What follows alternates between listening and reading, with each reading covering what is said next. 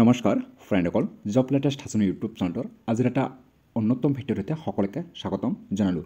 তো ফ্ৰেণ্ডসকল আপোনালোকে নিশ্চয় অসম পুলিচ আৰু এডিআৰ যিখিনি গ্ৰেড 3 এণ্ড গ্ৰেড 4 আপোনালোকে এক্সামৰ কাৰণে আপোনালোকে ইতিমধ্যে প্ৰস্তুতি হৈ আছা বা প্ৰিপাৰেশ্যন কৰি আছা। চ' গতিকে আজি আপোনালোকৰ বাবে বহুত আমি গুৰুত্বপূৰ্ণ কেইটামান কুৱেশ্যন লৈ আনিছোঁ। চ' আপোনালোকে সেই কুৱেশ্যন কেইটা ফ'ল' কৰিলে আপোনালোকে ইয়াত মেক্সিমাম আপোনালোকে 5 মাৰ্কৰ কুৱেশ্যন লাভ কৰিব পাৰিব।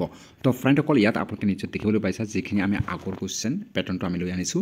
ইয়াত আপোনালোকে নিশ্চয় দেখিবলৈ পাইছা যে মানে আমি কুৱেশ্যনটোৰ পেটাৰ্ণ আনিছোঁ। ইয়াত ডেভিছ কাপ মানে আপোনালোকৰ যিখিনি ডেভিছ কাপৰ মানে তলত দিয়া কোনবিধ ক্ৰীড়াৰ সৈতে জড়িত। চ' আপোনালোকে নিশ্চয় এনেকুৱা কুৱেশ্যন পাইছা ইয়াৰ আগতো। চ' তাৰপিছত নেক্সট কুৱেশ্যনটো হৈছে যে ভাৰত এখন ৰাজ্যৰ মন্ত্ৰী কোনে নিয়োগ কৰে, যে আমাৰ ভাৰতখন মানে কোন মন্ত্ৰীয়ে শাসন কৰে।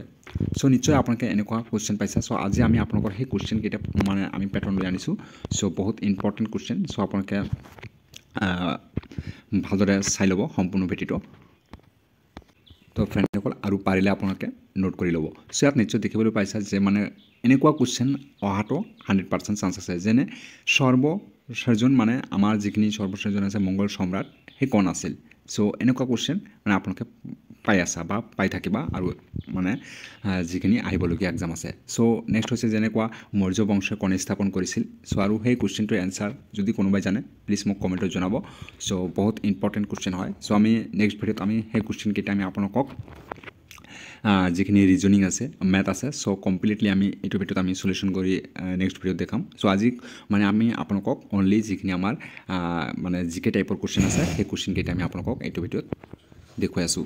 চ' হওক এতিয়া মই ভিডিঅ'টো আৰম্ভ কৰোঁ। তো ফ্ৰেণ্ডসকল আজিৰ প্ৰথম কুৱেশ্যনটো আপোনালোকে নিজত দেখিবলৈ পাইছে যে অসমৰ সাক্ষৰতাৰ হাৰ কিমান। চ' সেই কুৱেশ্যনটোৰ এনচাৰ প্ৰায় সকলোৱে জানে। চ' আৰু বহুতে ফ্ৰেণ্ডে মোক ক'ব যে এনেকুৱা কুৱেশ্যন মই জানো। চ' গতিকে কোনটো ইম্পৰ্টেণ্ট এইটো নাজানা। চ' ইম্পৰ্টেণ্ট কুৱেশ্যনকেইটা আমি লৈ আনিছোঁ। চ' অসমৰ সাক্ষৰতাৰ হাৰ কিমান। চ' এইটো মাষ্ট ইম্পৰ্টেণ্ট কুৱেশ্যন হয়। চ' এইটো মানে 90% অহা চান্স আছে এই কুৱেশ্যনটো। চ' গতিকে ইয়াত আপোনালোকৰ শিক্ষাৰ হৈছে 72.19% অৰ্থাৎ 19% হয়। চ' ইয়াৰ ৰাইট এনচাৰটো। আৰু আপোনালোকৰ অসমৰ কোন জিলাত মানে জনসংখ্যা বেছি আছে বা জনসংখ্যাৰ হাৰ বেছি আছে। চ' কুৱেশ্যনটোৰ পেটাৰ্ণটো চেঞ্জ কৰি দিব পাৰে। চ' সেইখিনি হৈছে নগাঁও। নেক্সট হৈছে আৰু যদি আৰু এটা কুৱেশ্যন এনেকুৱা দিব পাৰে। চ' আপোনালোকক মানে 2011 চনৰ লোকপ্ৰিয় অনুসৰি মানে অসমৰ কোন জিলাত আটাইতকৈ জনসংখ্যা বেছি আছিল। চ' সেইখিনি হৈছে আমাৰ ধুবুৰী। চ' নেক্সট হৈছে অসমৰ কোনখন জিলাত জনবসতিৰ ঘনত্ব বেছি। চ' সেইখিনি হৈছে কামৰূপ। নেক্সট হৈছে অসমৰ কোন জিলাত সাক্ষৰতাৰ হাৰ বেছি অৰ্থাৎ সাক্ষৰতাৰ হাৰ বেছি এইটো হৈছে কামৰূপ মহানগৰ অৰ্থাৎ ইংলিছত ক'বলৈ গ'লে এইটো কামৰূপ মেট্ৰ' বুলি কয়। চ' নেক্সট হৈছে অসমীয়া ভাষাটো ভাৰতীয় কোন গোষ্ঠীৰ ভাষা। তো ফ্ৰেণ্ডসকল এইটো হৈছে আৰ্য। নেক্সট হৈছে কোন চনত আইন মতে অসমীয়া ভাষা ৰাজ্যিক চৰকাৰী ভাষা হিচাপে পৰিগণিত হৈছে। চ' মষ্ট ইম্পৰ্টেণ্ট হয়। চ' আমাৰ অসমীয়া ভাষাটো কেতিয়া ৰাজ্যিক ভাষা হিচাপে মানে চৰকাৰী ভাষা হিচাপে ঘোষণা কৰিছিল। চ' সেইটো হৈছে 1960 চনত। চ' আৰু এটা ইম্পৰ্টেণ্ট কুৱেশ্যন হৈছে এইটো পেজত যে মানে সংস্কৃতৰ পৰা অনুবাদ কৰা প্ৰথম অসমীয়া নাটখনৰ নাম কি আৰু সেই নাটখন কোনে লিখিছিল বা মূল নায়ক কোন আছিল। চ' সেইখিনি হৈছে শকুন্তলা মানে প্ৰথম অসমীয়ালৈ অনুবাদ কৰিছিল। আৰু নেক্সট হৈছে এইটো লম্বোদৰ বৰুৱাই কৰিছিল। তো ফ্ৰেণ্ডসকল মষ্ট ইম্পৰ্টেণ্ট কুৱেশ্যন হয়। চ' অসমৰ কাজিৰঙা ৰাষ্ট্ৰীয় উদ্যান কিহৰ বাবে বিখ্যাত। চ' এইটো মষ্ট ইম্পৰ্টেণ্ট হয়। চ' এশিঙীয়া গঁড়ৰ বাবে বিখ্যাত।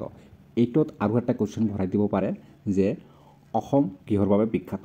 চ' সেইখিনি কুৱেশ্যনটো ভৰাই দিব পাৰে। চ' অসম কিহৰ বাবে বিখ্যাত এইটো আমাৰ দুটা পাৰ্টত হয়। যদি অপশ্যন দিয়া থাকে এশিঙীয়া গঁড়ৰ বাবে আৰু যদি অপশ্যন দিয়া থাকে মানে চাহৰ বাবে। চ' আপোনালোকৰ দুটা অপশ্যন কেতিয়াও নাথাকে মানে এশিঙীয়া নহ'লে আপোনালোকৰ চাহ এই দুটা অপশ্যনে এটা অপশ্যন থাকিব। যদি অসম কিহৰ বাবে বিখ্যাত বুলি কুৱেশ্যনটো আহে তেনেহ'লে এশিঙীয়া গঁড় নাইবা চাহৰ বাবে বিখ্যাত। এতিয়া নেক্সট হৈছে মানে আৰু এটা যে ডিব্ৰুগড় কিহৰ বাবে বিখ্যাত। চ' এইটো বহুত ইম্পৰ্টেণ্ট। চ' আপোনালোকে মোক কমেণ্টত সুধিব।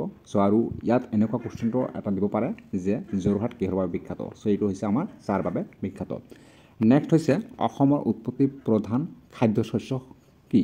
চ' এইটো ধান বৰ্তমান আমাৰ প্ৰধান ধানেই।